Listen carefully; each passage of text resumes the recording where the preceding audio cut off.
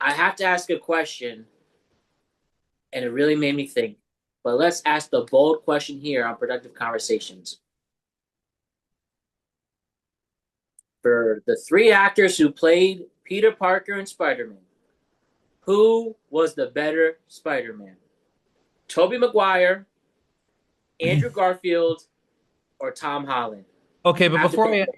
before I answer this, Peter Parker and Spider-Man are two different characters, so you Yeah, have to we're gonna say do this. That not to make it long winded. Just who was the best at playing them Both. both at the same time. okay. I think the best both at the same time might have been, and this is going to be a little controversial because I love Tom Holland so much, and I love what he's done with it. But I grew up on the Tobey Maguire movies. Like I remember when the Tobey like because like I was too young when it came out in theaters, and I remember when the first Tobey Maguire movie came out on DVD, and my friends and I would be watching that movie every single goddamn day. And I remember seeing the third movie in theaters and how popular those movies were. And Tobey Maguire, the only Peter Parker I didn't like was the third movie when there was like the dancing Toby. But I mean, I thought he was so fantastic. And a close second is Tom Holland. I think Andrew Garfield's a great Peter Parker. I just don't know how he is as Spider-Man, but I think he's a fantastic Peter Parker. I was gonna say we probably could just go and go 3, 2, 1. Tobey Maguire, because that's the right answer. Surely everybody agrees on that. Yes, I mean, Uh, but I do enjoy Tom Holland's Oh, performance. sure, I do I think too. he's But great. sometimes there's a right answer. In this case, there's a right answer. Jose, you disagree? Tom is more relatable, but I'll tell you this: after what I saw about Doomsday, everybody's gonna be on Toby's dick after that movie comes out. So, Okay. Yeah, they're Well, gonna I didn't. definitely come back. Oh yeah, both of them are. Garfield too. no, Garfield's not in it. Toby is. Garfield's Oh, So you're a I Garfield, think mark. he's doing a I lot think of it's other stuff right obviously. now. I think if you really look at the comic books, it's Tobey Maguire. He looks the most like Peter Parker, especially in the original, the Amazing Spider-Man comics.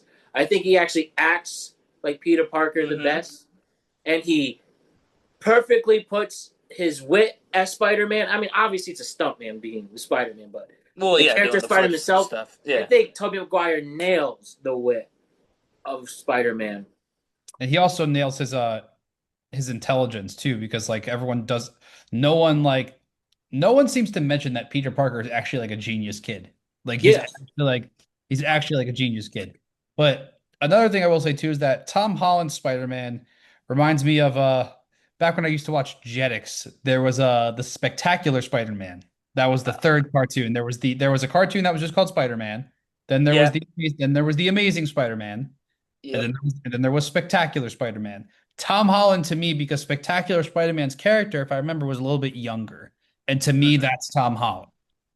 Yeah, that's the one thing that I never really got with the Tom Holland. Why I know he is in the comic books, Peter Parker is 16 years old, and Tom Yes. Holland was looked like a 16-year-old in that. Yeah. I just never saw him as I just never saw him as Spider-Man Peter Parker. I thought Tobey Maguire was almost literally perfect casting.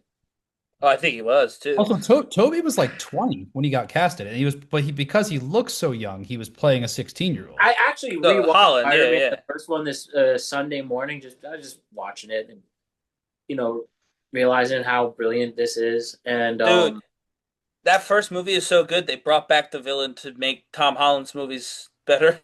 Okay, let's Willem also Dafoe not is the forget how perfect Norman Osborn. star-studded that first movie was, dude. So stars.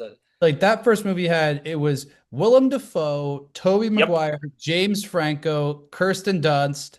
Who else was in those movies? There were Cliff so many. Robinson was a big deal actor in the '60s and '70s. Yeah, He got an Oscar. yeah. Who did you say? Cliff Robinson, who Cliff played him. Robinson. Yep, he was in But that yeah, too. the Sam Raimi's Uncle Ben, trilogy. yeah. I don't even think looking back, the third was not that bad. It really is. It's not god awful. No, I will it's say fine, that yeah. the third Spider-Man movie of the Gave it a three on series, Letterbox. I saw that in theaters, and I do remember that I was in a room with a bunch of kids, and we were all wearing Spider-Man shirts, and our parents were with us. And I will tell you that movie made some of the young Spider-Man fans in that theater get very terrified because that movie, the third Spider-Man movie of Sam Raimi's trilogy, Venom and stuff, yeah. that was darkest of the dark of the Spider-Man movies Yeah, because the Venom character, I actually like the way that Venom looks now a lot better than Venom looked then. But like, because the that Venom, was bad casting. Topher Grace is not Eddie Brock. You should have no, Brock no, Lesnar. he's not. But You the really way Or should have somebody casted Brock. bigger, I'm yeah. not no, kidding. but the Venom in that actually looked a lot more like comic book Venom than Yeah, yeah. like in the face, like and everything. Like it Oh, really looked Venom looked like cool, but he then it did. was Topher Grace, and He, you're like, what the hell is this? he Yeah, didn't like look cool at all. Eddie Brock is a jacked blonde. I really think Brock Lesnar would have made a great Venom. Yeah, I mean, But, Brock Lesnar's a horrible actor, so that would be the main issue with that. I mean, But Yeah. But it's like oh, my just whole to stay in the lane though, really quick, yeah, just one more time. Yeah, I just that, and the second one is the best Spider-Man movie of them all. Spider-Man 2, Sam Raimi's Spider-Man. Spider-Man 2. 2 is the best. Spider-Man 1 is the next best. I The think original. I think the Sam Raimi movies did a really good job of including the original villains because you had Yeah, the OG villains were Green Goblin, and then you had Doc Ock, who, Yeah. by the way, Alfred Molina was fantastic as Doc Ock. he Um, was. and then you had, and then after that you had Venom and the Sandman, and He was great, Sandman. Thomas Hayden Church, yeah, underrated. He and was that very good. I They had love a I love the Sandman in character the in the cartoons. I thought that was such a fascinating concept for a villain. Like I thought that was so great cool. CGI for 2007. Really great. Great And CGI. that I actually just watched a clip like late last night. Like that fight is great. The fight in the subway in the abandoned Yep. subway station, but it's very very dark. It's supposed to be like he legitimately tried to kill him.